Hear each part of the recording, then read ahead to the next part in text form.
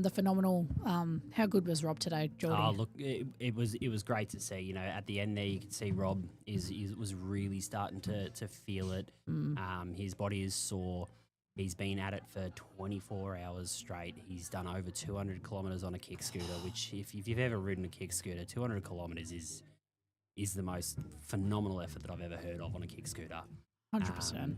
And everybody there to get him across the finish line, and you could just see having that all the people there at the finish line for him was enough that it just pushed him to just go hard and finish hard. When he got over that finish line, and you just saw him, he fell to the ground, and it wasn't a pain or a problem. It was just the realization of what he'd done, that he'd achieved something just so incredible. It's amazing, the amount of donations that he's received. The last time I checked, we're at just shy of 21,000. I know that obviously he had his goal of 100,000. Yeah. So guys, if you can, please get on there. Please support. The links are in the chat. We've got QR codes. Jump on any one of our socials. You'll see we're posting the links. Yeah, you can catch that on Freedom Financing or abodi.com.au. Yep, or Stevie Mac, Lux. $20,869 as it stands. Look, it might be a far cry from his target, but damn, it's still an absolutely gargantuan effort. Absolutely. I think one of the most inspiring things for me today was, we've been watching Rob for the last 24 hours on our live streams, and we've been covering all the footage, watching him go lap after lap this morning. We got in at about 6 o'clock today, and watching him out there, was really inspiring. But to see all those people at the finish line, all his family, all his friends, and also strangers like us, other people that are just inspired by the cause, cheering him on for that last push, I think was, it was awesome to be part of something so monumentous. Yeah. No, I couldn't agree more, Joe. It's, obviously we will be here to support Rob next year. 100%. If he decides to go again. Maybe it's not a kick scooter next time. Maybe it's something else. This might be a little bit of a trauma response. Maybe an electric scooter, but I think that defeats the point. But I think, he'll have some takeaways. He'll have some things that he wants to do differently. And I think based on some of the feedback, it might be, maybe a different arena that's a little bit smoother, a little bit easier. Because one of the things that I noticed at the end there is I had a look at his scooter, and his wheels are flat. Wow. And when you think about what a Razor scooter looks like at the start, the wheels are very pointy. And he's obviously ground down his wheels. Oh, totally. He's just been riding for 200 Ks. No, he laid down right at the end as he crossed the finish line, and just a massive effort. You could tell that, his feet and legs, he must have just totally given way. But what an incredible effort, what an incredible cause to, put his body on the line for something so fantastic and something so needed for so many families and parents out there who do go through, birthing, babies that are born sleeping. It's awful, but wow, what a thing to be part of. As you said, we'll definitely be back here next year, or with whatever Rob does next. We'll keep following his journey and supporting him wherever he goes. Yeah, no, I think that it's going to be awesome. 100%. Guys, we'll take a short break. I just wanted to give you a quick recap, and we're going to come right back, hopefully with Rob in the studio. He's finishing up some other interviews, and then we're going to catch him right back on the No BS Real Estate broadcast. We'll be right back. Advertising, position,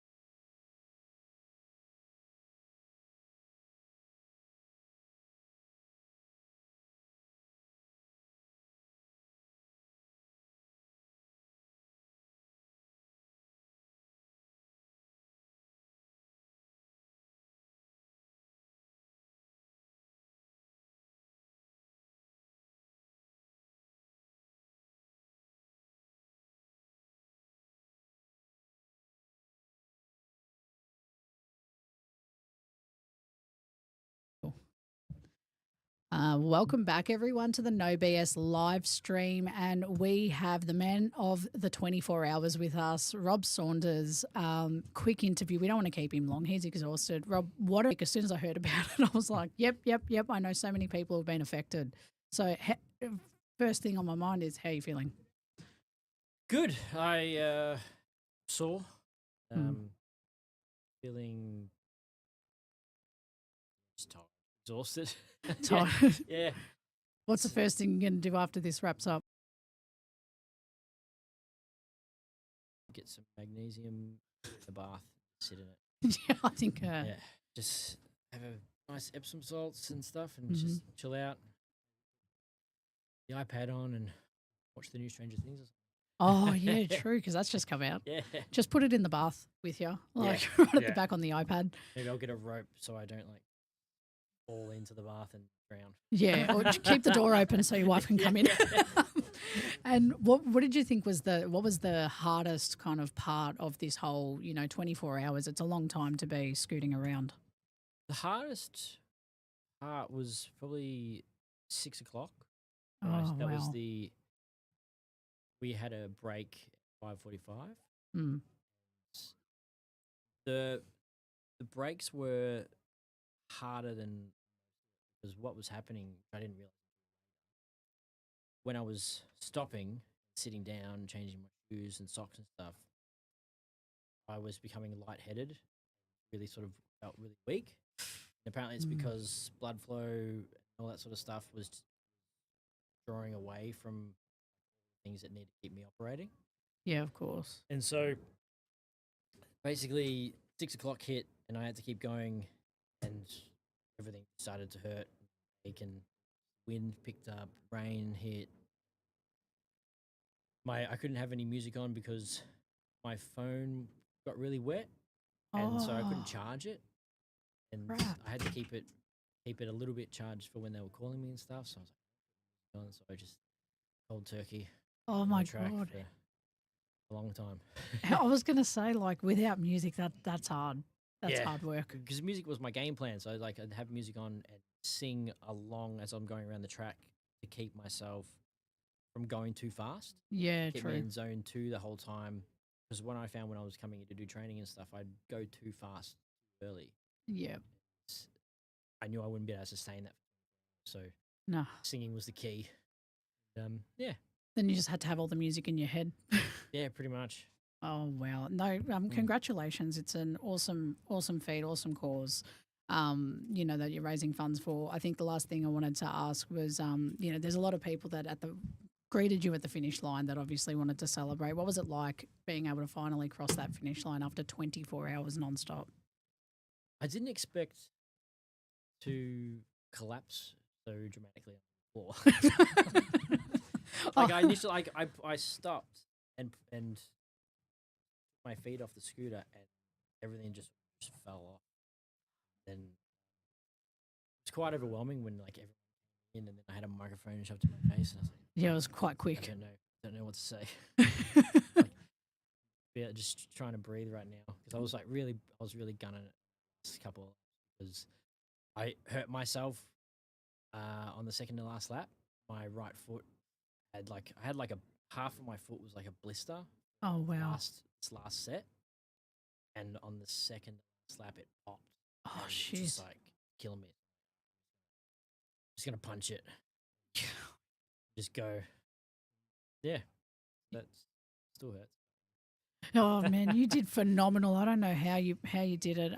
Thank you so much for taking the time to come in, get an interview, even though you're exhausted. You just thanks for having me. No, Thanks of course. And final thing, what's one of the core messages you want to send to other parents out there who have gone through what you're trying to raise funds for? I think the most important thing. So when it comes to baby loss, pregnancy loss, it's something that happens so often. 1 in 4 pregnancies end in loss. The entire time that I rode for 24 hours, 6 babies were in Australia. All right. Every 16 seconds around the world, babies. And it's so stigmatized that when people have these losses, they don't really talk about it because it sort of stops them. So, and I've True. been in that situation where after the initial loss and everyone's sort of there for you, if you keep talking about it, they're like, why aren't you over this already? So it's just about making people more comfortable with those conversations. And Mm. that's the issue. Like if you try and have a conversation with, nothing kills a conversation more. I have a daughter. She passed away. Yep. And then it's also, this is for raising money for pregnancy after loss, which is a whole other thing, because trying to have a subsequent pregnancy every single day you wake up going, is this the day that? Yeah. Because especially for us, like our first pregnancy, then we had our son a couple of years later. All we knew was loss. We didn't know any of the good stuff. And the other thing was, when we had our second daughter, Addison, last year, because we had technically had a successful pregnancy with our son, that was still Mm. high risk, still resuscitated when he was born. They wanted to put us as a general population, not high risk. Oh, And wow. if we hadn't been accepted to the pregnancy after loss care team at the, they wouldn't have picked up early she was severely, and if they Right. didn't pick that up, we might have missed it, and it could have, that pregnancy could have mirrored Billy as well. Jeez. So if they didn't intervene early on, who knows what could happen. That's why this care, they do this stuff to ensure that that doesn't happen. It's an incredible mission. It's so true. Like, a lot of people don't know how to respond, to that conversation. It's hard to know what to say when someone brings it up. If you had any advice to those people who suddenly freeze when they hear this stuff, how do you kind of want them to respond, or how would you guide them through that? The easiest way and the most memorable way is, because so many people, they don't know what to say. They don't say anything at all. Mm. Or they say, at least get pregnant, at least it was stuff like that. But I think the key message is to just be present, not perfect. Yeah. That's it. If you're present in the moment with them having a conversation, odds are things that you say will be the right. That's all that matters. I love that. Rob, you're an incredible guy. I'm so humbled and so thrilled that you came on our show, but also, just to see you do this massive feat. Congrats on crossing the line, raising as much money as you did, and we'll be pitching in a bit more as well. Try and get you closer to that goal and keep supporting you. Every year you do this, we'll be here. Awesome. Thank you very much. Thank you very much. Thanks, guys. Thank you.